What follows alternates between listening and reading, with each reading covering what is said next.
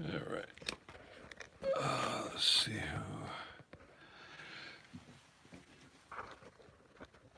Let's see what we have here. Good morning, everyone. Going live.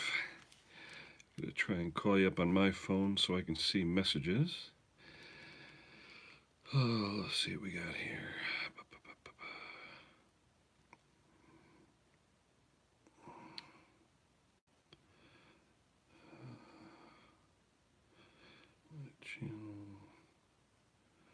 There we go. All right. One person here. I'm assuming that's me. All right. Turn the volume down. All right. Hey, who's that? Nikki. Hey, how are you? Haven't been on in about a week. Had a decent video last week, I thought. It went pretty well. But when I was trying to save it, I must have hit the wrong key or something. I erased it, sorry. Hopefully we'll have some good talk today. Matt was saying you sent him some kind of video. What was that all about? I was watching Matt's chat this morning. A good YouTube video.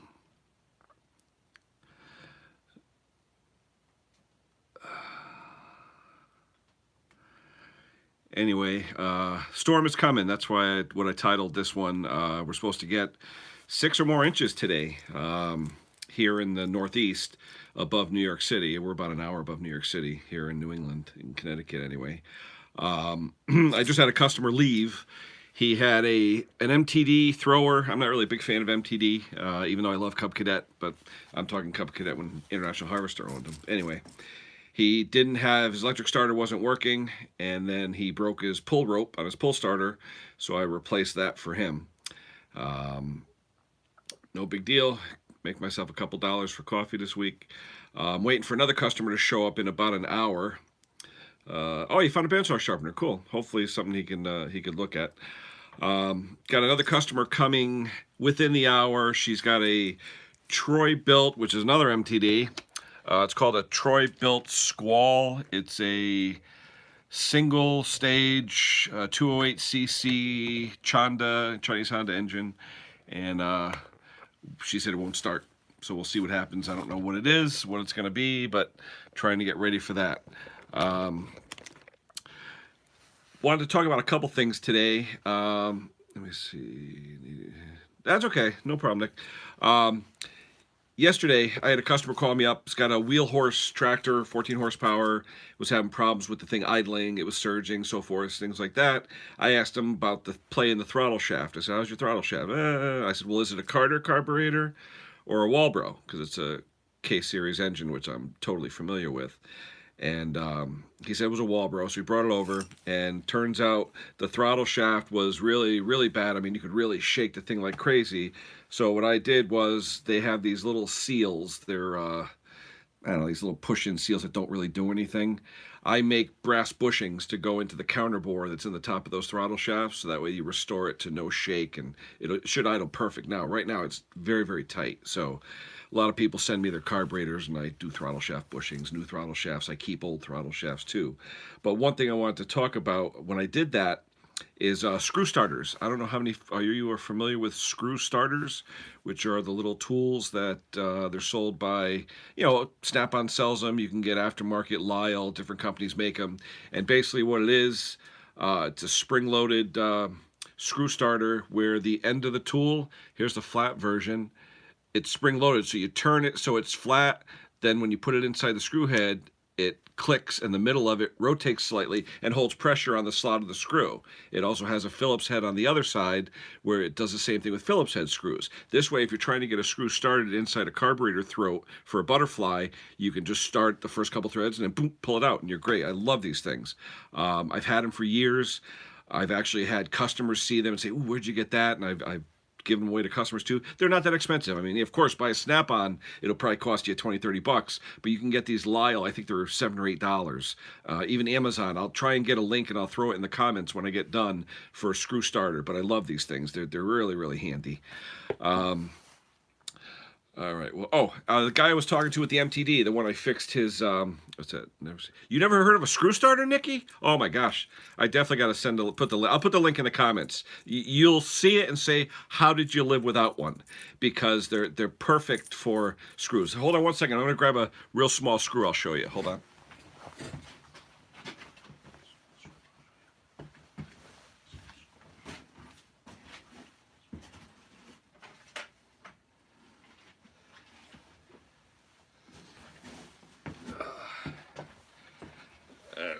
Okay, when I do throttle shaft bushings, normally what I'll do is I will take a piece of brass, drill a hole in it, stick it in my lathe, then I'll turn down the OD and cut it off with a parting tool and make throttle shaft bushings.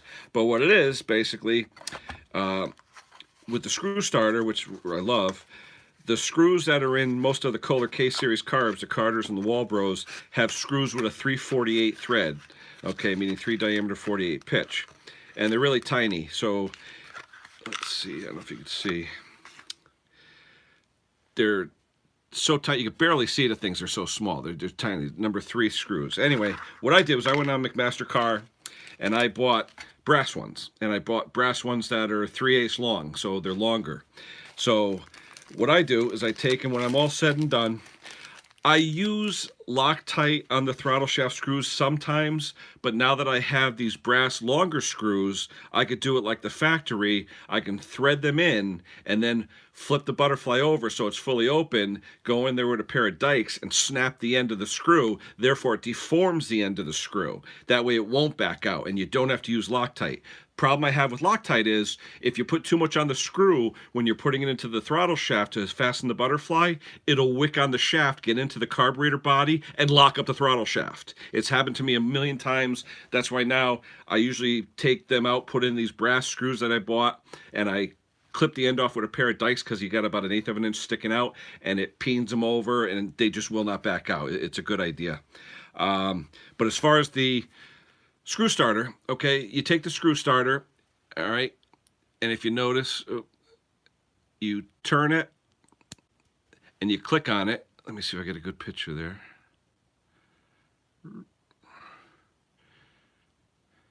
So now it's up like a straight across shape. Let's see if I can do this. You hold it.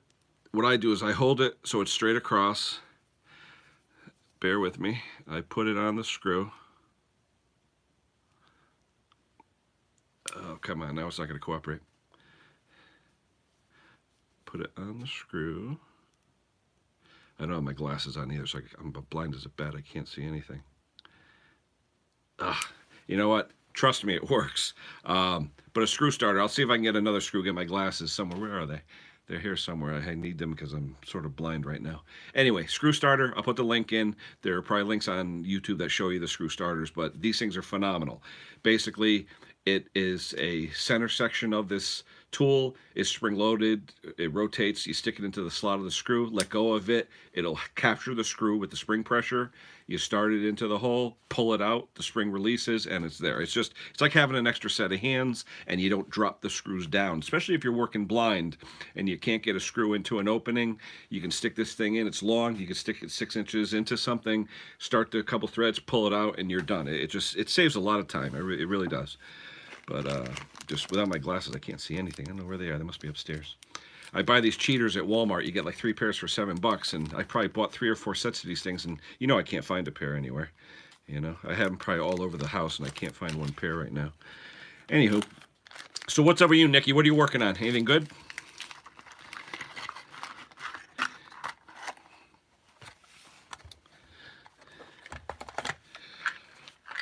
I've got this 136 over here that I had last week, and what I'm trying to do, and I'm going to talk to you guys later, this compression gauge that I talked about last week, where the Schrader valve was right in the very end, I was getting 20 to 30 pounds difference in compression because the valve's right there where the gauge is, and the other compression gauge I has a 12-inch to 16-inch hose on it. The inside of that hose is actually acting like combustion chamber, adding volume, so that I'm getting a lot less. I was getting 90 pounds with that gauge, getting 120, 130 with this. So it's, you know, big difference.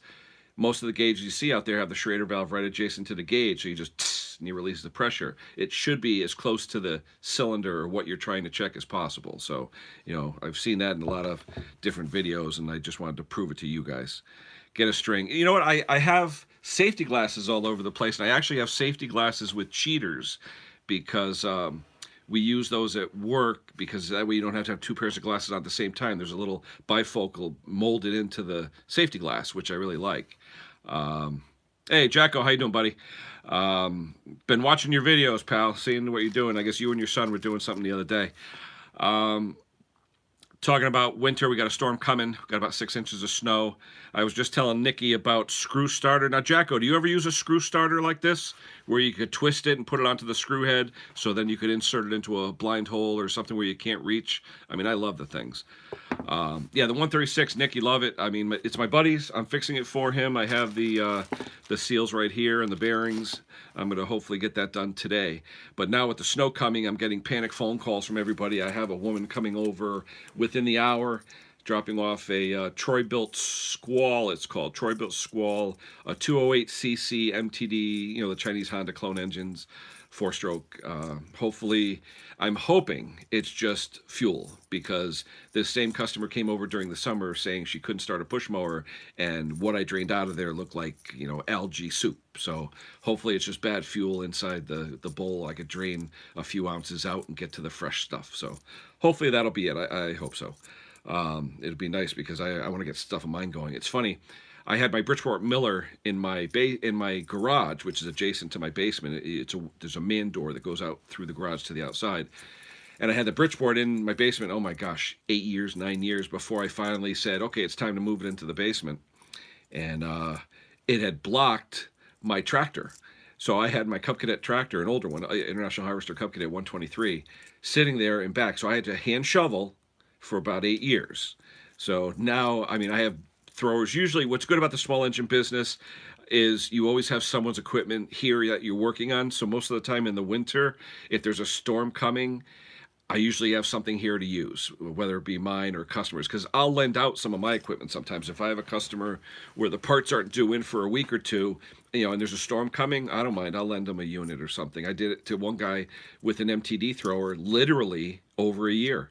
MTD had 3 or 4 parts on back order, literally over a year. Finally, I called up MTD directly, and I said, guys, over a year, what's the deal?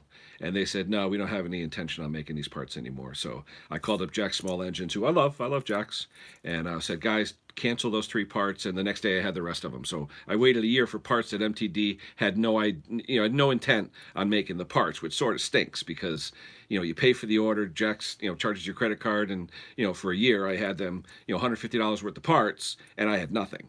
So it sort of stung, but I ended up making the parts myself. Yeah, I'm using my phone. My daughter has a GoPro Hero 5 she bought used off of eBay. We got a real good deal on it. She just bought mounts for it because it didn't come with any mounts. So I was watching some of the videos on how to use it. Hopefully I'll get her down here to help me out with that. I've got a few things going on today. I'll probably be on again later on. What I'd like to do is open up Matt's package. Matt Olson sent me, hey, Mr. Matt, look what I got in my hand, Matt. I got your package. Thank you for this. I haven't opened it yet. I'm not going to do it yet, probably till later on, because I have some customers coming over to fix snow throwers. So I got to get that done today. I just did a pull starter on one snow thrower an hour ago. I had another customer call me up with a 2-stage. She's on her way over, so I'm doing that.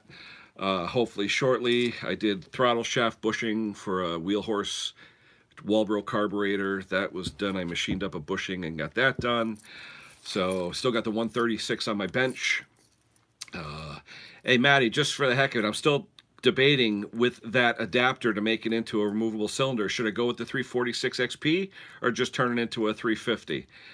Money isn't a big object right here. I've seen, different kits. You can go to HL, or there's a guy on eBay who sells kits too. I'm just curious, would I see more by doing a 350, or would I see more if I did a 346 XP?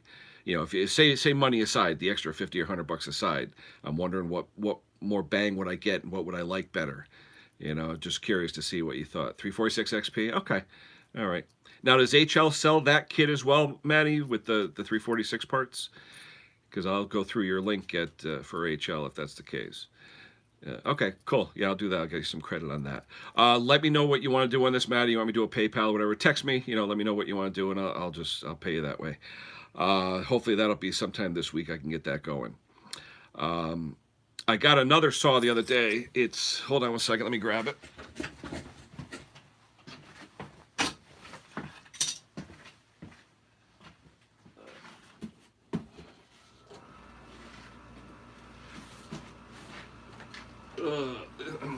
This one's an oldie but a goodie. It's a John Sarud, and a friend of mine had it for years and years. No safety apparatus, no chain brakes, no nothing. And let's see. Oh, come on. Return to... Okay, no problem. I actually made one of those pullers too. After I saw the video, a friend of mine said, I got all that stuff, we can make one. So I actually made one, but curious to see how it works. I don't want to take the whole thing out of here. It's an old John Sarud. Basically, it's similar to what they call a 361, which is an older type saw, and it has no brake on it, and it actually has a manual pump oiler. And there was a company in Canada that I heard, was it Ezra or Edra, something like that, that made these saws back in the late 60s, early 70s for 10 or 12 manufacturers. Pioneer, Partner, I think John Deere, John Sarud. Bunch of these saws out there, very, very cool saws, high RPMs. I think it's 13.5. They cut really well. It's got the safety chain on it though, the VG91. But the problem with this one, where the hand pump oiler went in, the plastic parts, the guy messed it up somehow, and he jammed the pump piston in, so it was jammed in. You couldn't do anything with it. When I pulled it out, it came out, it was in like 3 pieces. He must have broken it somehow when he over pushed it in. So ironically, I found a complete pump assembly, not NOS, but taken off a saw on eBay. I think it was $19. And it was unbelievable because I saw all these manual oiler pump parts on different eBay ads, 10 bucks a piece, 6 bucks, 5 bucks. I figured this is gonna be $50. Saw's not even worth that. I found the whole oiling system, the spring, the plunger, the ball bearing, all that stuff for 19 bucks, so I bought it. But the problem is where the oiler goes, the push-in oiler, it's all like white from the magnesium or aluminum getting oxidized, so it's like that white powdery stuff in there. So I'm gonna have to take it all apart, ream it out, clean it out, and get it going. But I'm excited about it because it actually runs good. I squirt some fuel and it actually runs, so I want to get that going for him.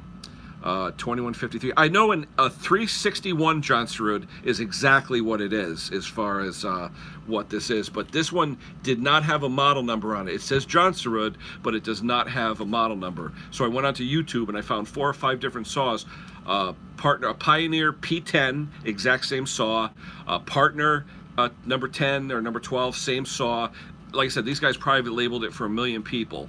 So this way, yeah, it's a good saw. I mean, people say it's good, but it's lethal because it has no chain brake. I mean, you don't see any saws nowadays without chain brakes, and I don't know when chain brakes were put in, probably in the 80s. But I've got a lot of. Let's see, what's that, Maddie? What's similar? Yeah, like I said, what I have is a 340, Nick, and I was trying to figure out what I should do with it, and everyone's saying the XP and all the different things that go into that. The only thing I have to change on it, the oiler, I have to get the adjustable oiler, which, Maddie, you were telling me they're pricey, and I saw them the other day. There's an aftermarket one for like 9 bucks, but the stock factory one's like 30 bucks. And I'm just wondering, are aftermarket oilers any good? I don't want to put one in there and then have it crap out on me, but I don't want to cheap out either. I'm the type, if I'm going to do it right, I'll spend the extra few bucks, I don't care. But $30 for an oiler seemed kind of expensive. What else?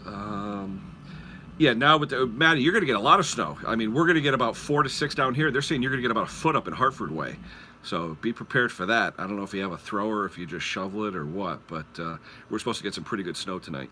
They say it's going to start around 6 or so, 6 p.m., and be about a 12-hour snow.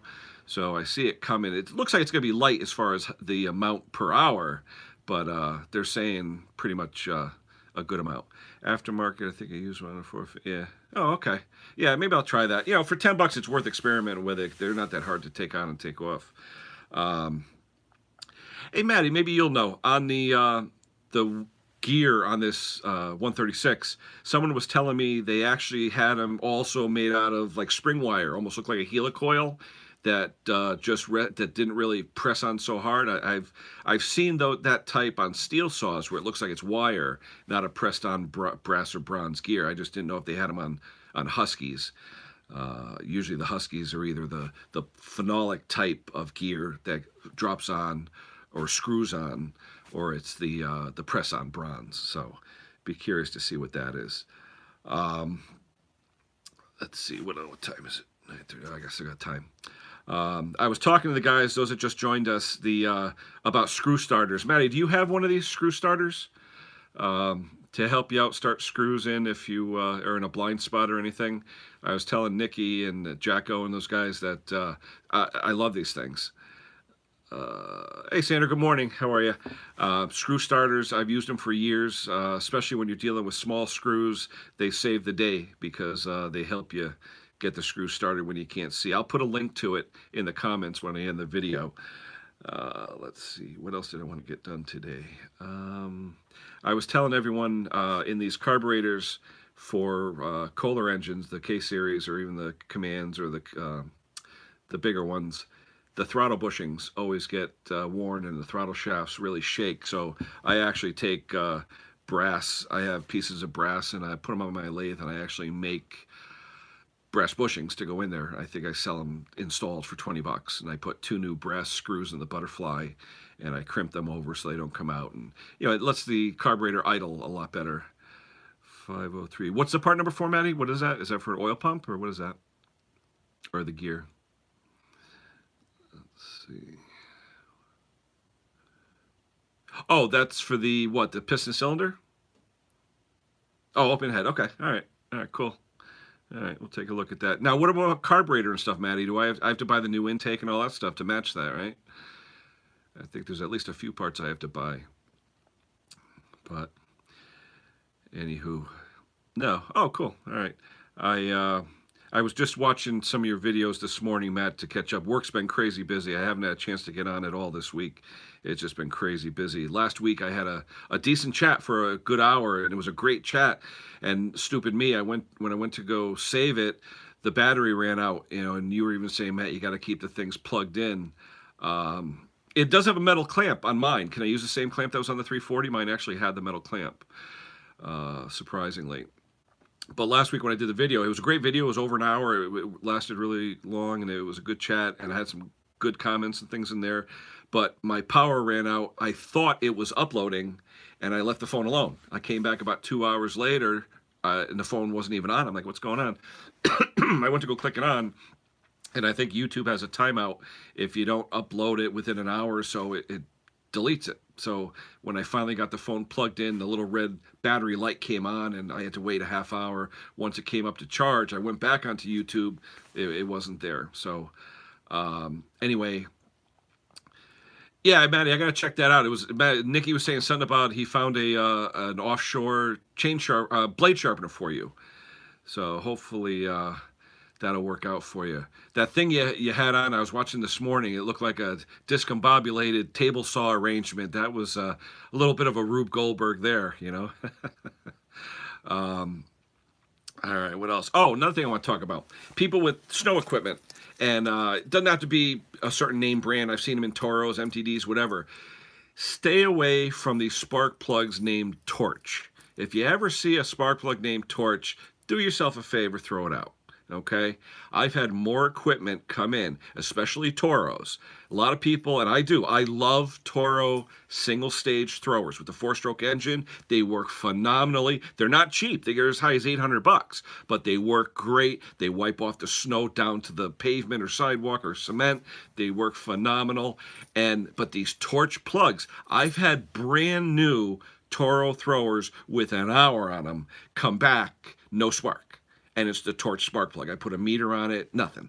And it's just, I say to the dealer, I go, what's the deal? And the dealer that I deal with, a good one in Monroe, Connecticut, he even said to me, he says, you know what, 99% of the time, they just replace it with an NGK plug, BPR6ES, and just go from there.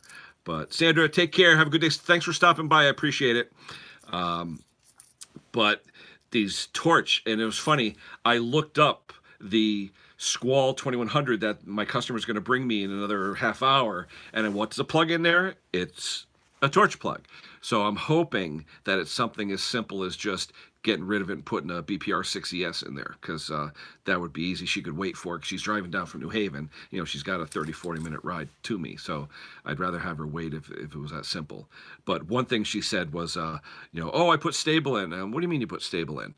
Oh no, I put gas in, it didn't start, so I threw some stable in. And I'm saying to myself, okay, so it didn't start, so you load up what's in the tank with stable. Now you got basically contaminated old fuel with too much stable in it. That's not going to fire off. So I don't know. I hope I don't have to drain it, because you know, draining the tanks on some of those throwers is a pain. You got to take a bunch of covers off and things like that. So I'm hoping it's just a spark plug. We'll see. We'll see what happens. A lot of people were talking the other day on different channels about using starter fluid, and I'll be honest with you, I'm guilty. I use starter fluid most of the time on 4-stroke, though, not really on 2-strokes, because you wash down the cylinder with ether. Not a good thing. You can, you know, you could spin the motor easily. I mean, you wash down a bunch of ether. People spray ether like it's water. They'll shoot it in the cylinder. They got to realize they're washing all the lubricant off the cylinder. You get a chainsaw that runs at 10, 12,000 RPM. It runs for 3-4 seconds. That cylinder's gone. You're going to score it. So you got to watch. And Musty One, hold on one second. I'll show you what he uses.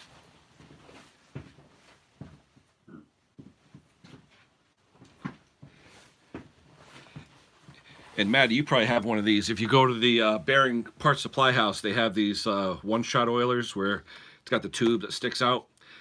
Musty One, when these are empty, he fills them with fuel and uses them to squirt into the carburetors. I've got a couple of them that still have oil in them, but it's a good idea. I mean, they don't leak. You can extend them in any position you want. You fill them up with 2-stroke oil or regular gas, and they work great for shooting into the cylinders. I have different squirt bottles. I use like medical chemical house type lab bottles. I use those for squirting stuff. Oh, Matt, I want to talk to you about one thing. I was watching Walt's video the other day, an older one on 350s, and he was doing timing. Okay, and I definitely want to do the timing on the 340, on the 340. And I do have a degree wheel. It is somewhere here.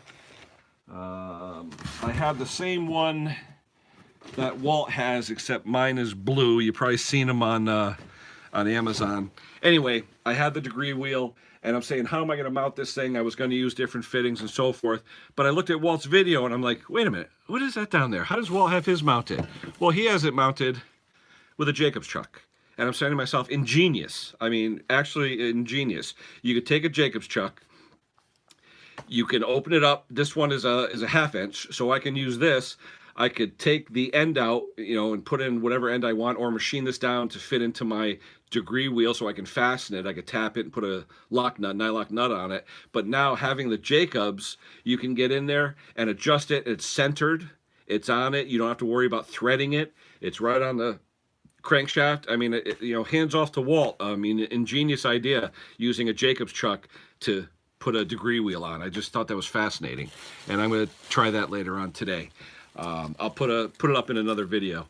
Yeah, the chuck is phenomenal. I never saw that before. I wasn't thinking about it. I was thinking about machining up, maybe even using one of your tools, Matt, and sticking the thing on the end of one of those or something. But then I said, wait a minute, I got Jacobs chucks all over the place.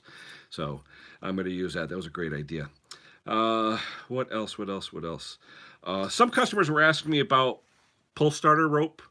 Small Engine Nation, Twisted. I've been catching some of your videos. You guys get pretty wild on there. I see you guys, it looks like you're doing gaming consoles. You got 10 faces on the videos, and you guys are all chatting, and seems kind of crazy over there.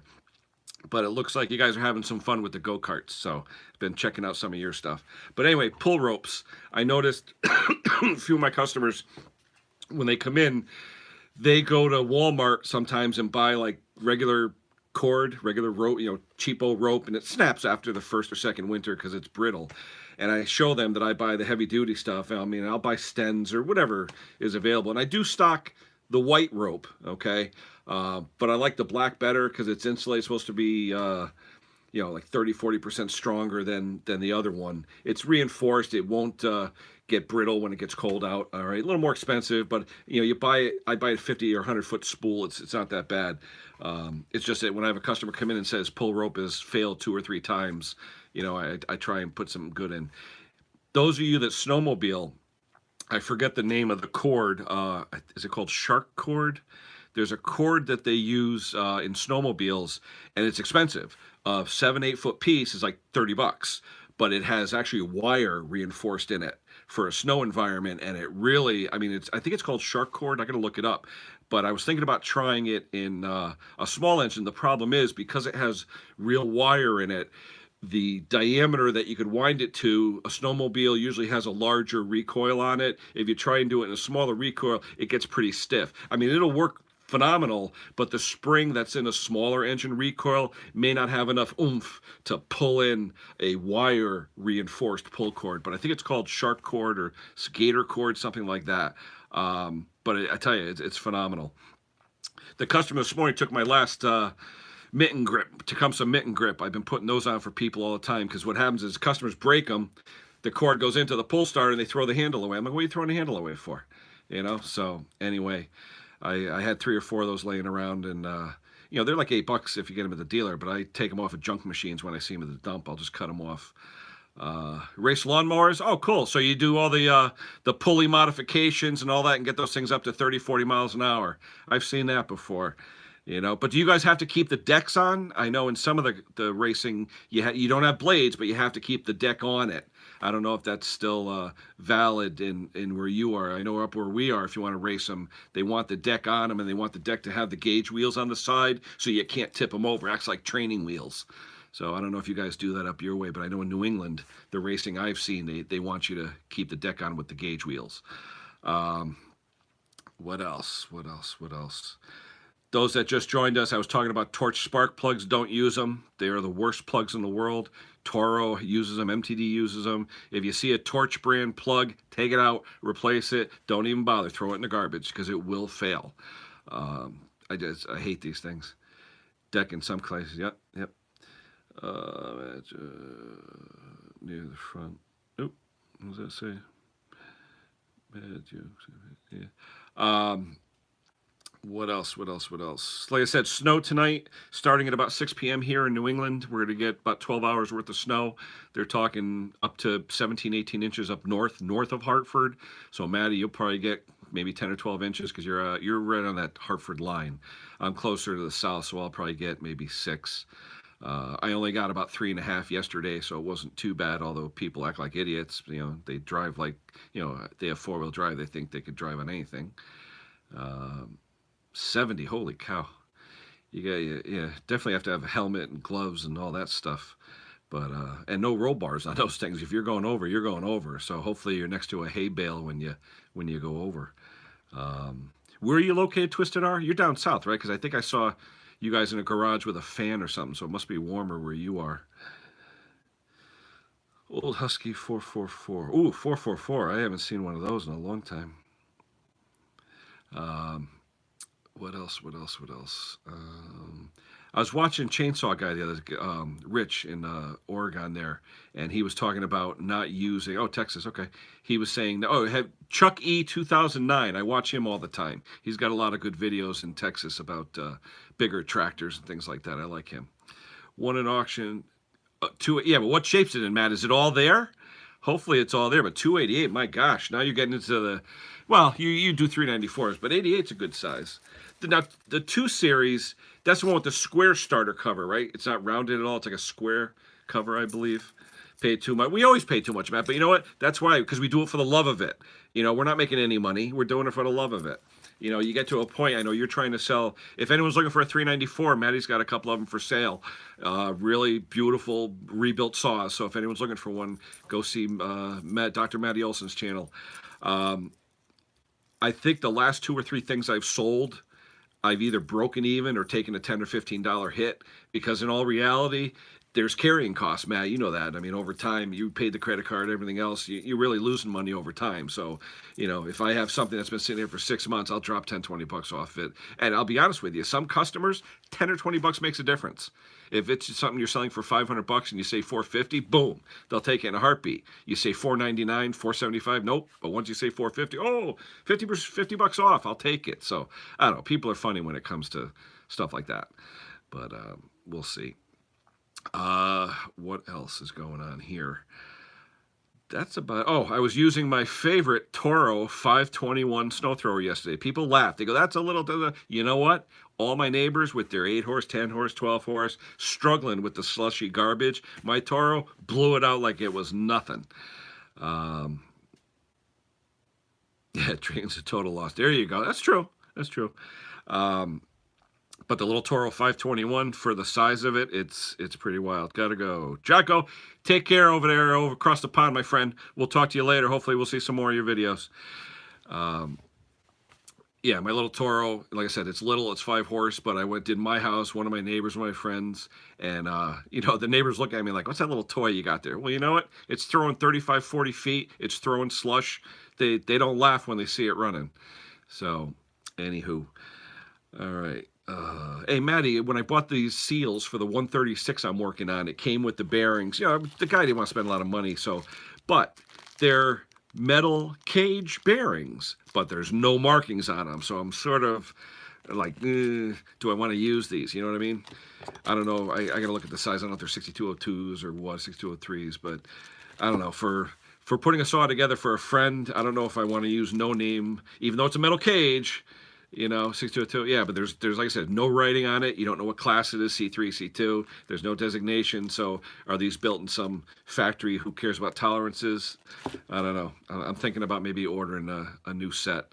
But these things, yeah, but Nikki, this saw revs at like 13 grand. I'd be kind of leery of doing all this work to it just to have something melt out. I think it was, whose video was it? Was it Walt or was it Craig? Somebody showed a video where the bearing retainer blew apart and the balls were falling out. I think it was Craig. The actual cage failed. The cage was in a couple of pieces. Oh, no, you know who it was? It was a guy, Hank Small Engines. I think it was Hank Small Engines. He was working on a Husqvarna 123B, I think it was a trimmer, and the bearing cage, the actual bearing cage, disintegrated into like 3 pieces, and in doing so, the balls were able to fall out. It locked up the whole saw. He had to put another short block in it, and they were good bearings. He actually looked and saw there was a name on them, and there was so they were good bearings. Those bearings are big for that saw. Used, yeah, probably for the size of the saw. Sure, yeah, it's almost like a toy saw when you look at it. But I tell you, when I first started up that saw, it had the leaks. I did the pressure test last week. It did have definite leaks in there, but for the first 4 or 5 minutes until it warmed up, it ran beautiful, like most do. And I tell you, that thing cut great. I was cutting 7, 8, 9-inch ash. I had a piece that a friend of mine gave me the other day, and it cut great. And I was amazed, especially with the safety chain, because usually safety chain cuts like garbage, the small chain. But, one thing I found, let me show you. If there's anyone out there that collects Sears stuff, I know there's a guy he does Sears tractors, and he's into everything Sears.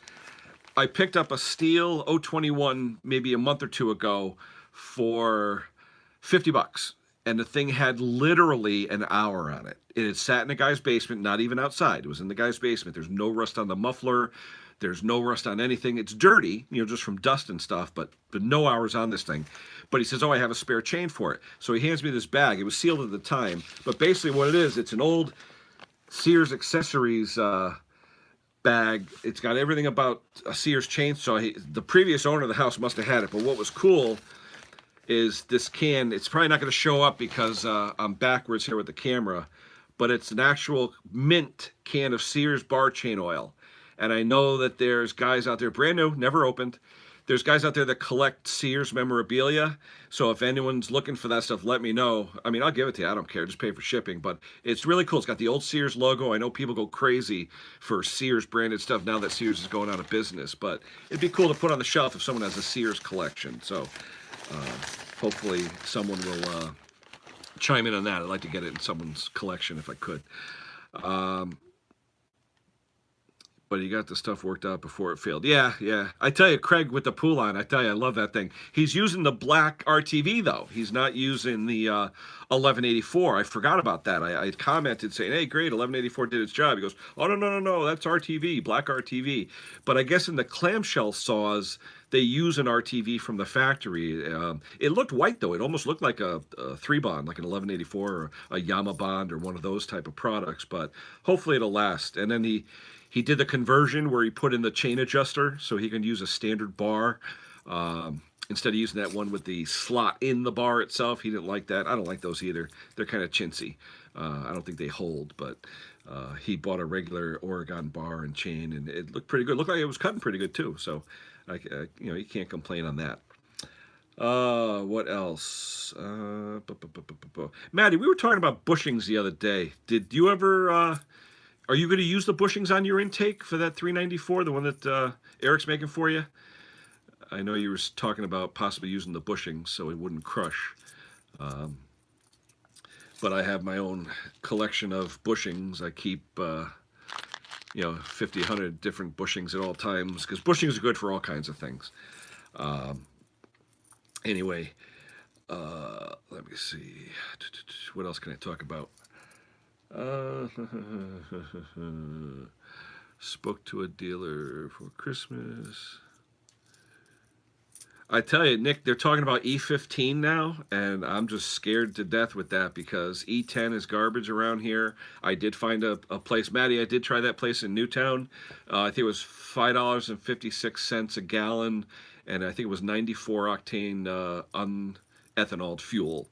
So next time you're coming down to your dad's, you may want to pick some up. Not a bad price for no ethanol. But question, and Maddie, maybe you can answer or somebody else. With the non-ethanol fuel, is it worth it to keep, say, 4 gallons of it mixed, even though because it's not ethanol? I mean, is it worth it to do that, or should I just do a couple of gallons at a time? Because I don't use a lot of the fuel. I mean, I use it mostly for customer equipment because I don't really have a lot of stuff that I have. My blowers I use it for, my saws, but I don't use it a lot. I was just concerned that maybe I should get a jerry can, a metal can, and put it in there because, they say if you put in a jerry can, the stuff lasts forever. 1 gallon tank, yeah, I think it's 1.25 gallon and a quarter that I usually keep full all the time with that. But I've been using the True Fuel tool lately too, because with my customers, if I'm fixing something for them, I'll add the $5 into the cost of the repair and just give them what's left in the can when they leave that way. And I'll be honest, 1 full can of True Fuel is usually about 2 or 3 tanks on some of these smaller pieces of equipment, and that lasts them a year. So, they're happy, and I'm not happy because they don't come back for more repairs, but that's okay. I mean, with all the customers I have, friends and family, there's always someone that'll come back to have something done. All right, guys, I'm gonna wrap it up. My customer I just heard a horn outside, so I think my customer's here. I gotta go out and meet her, get her going with her Troy-Bilt Storm. So I'm gonna take off. Thank you all for tuning in. Maddie, thank you for the parts. I will open those up probably later today in another video. Let me get these repairs done, make a couple of dollars, and we will see you guys later. Hopefully I won't screw up the video when I shut this thing off. I have it plugged in, so hopefully the battery won't go dead. So guys, thank you.